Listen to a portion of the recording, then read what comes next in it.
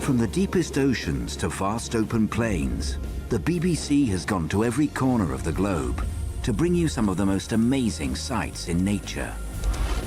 Hundreds of these are now available to view online whenever you want. The new BBC Wildlife Finder. Go online and explore.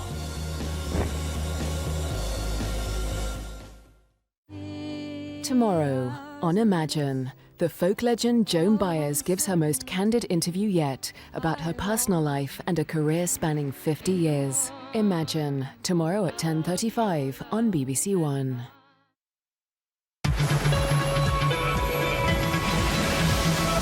The BBC 10 o'clock news on BBC One now, with George Alagaya and Riz Latif. 100 British soldiers killed in Afghanistan this year, the latest this afternoon. A milestone in the Afghan mission, tributes from military chiefs and the Prime Minister. We thank them for the bravery and courage and professionalism and dedication that they've shown. We also remember that what they are doing is at the service of our country. We'll be looking at why this year has been so challenging for British troops, also tonight. The climate conference gets underway with a stark message. This could be the last best chance. This is our chance. If we miss this one, it could take years before we get a new and better one, if we ever did. Gordon Brown attacks public sector bosses who've lost touch with normal people. Their paychecks could be squeezed. Wonderwall. Richard Wright wins this year's Turner Prize with this gold leaf fresco. On BBC London, the operation's carried out by so-called surgeons on the NHS, but they're not qualified doctors.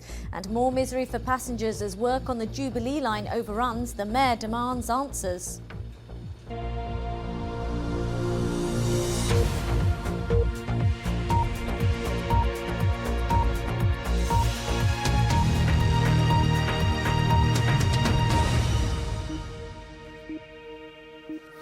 Good evening. 100 British soldiers have now been killed in Afghanistan this year. The latest casualty came this afternoon.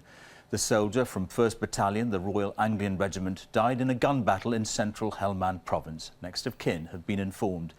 Gordon Brown described the death as a personal tragedy and said honouring the memory of all those who've been killed meant staying the course in Afghanistan. Frank Gardner reports now on the bloodiest year British forces have faced for decades.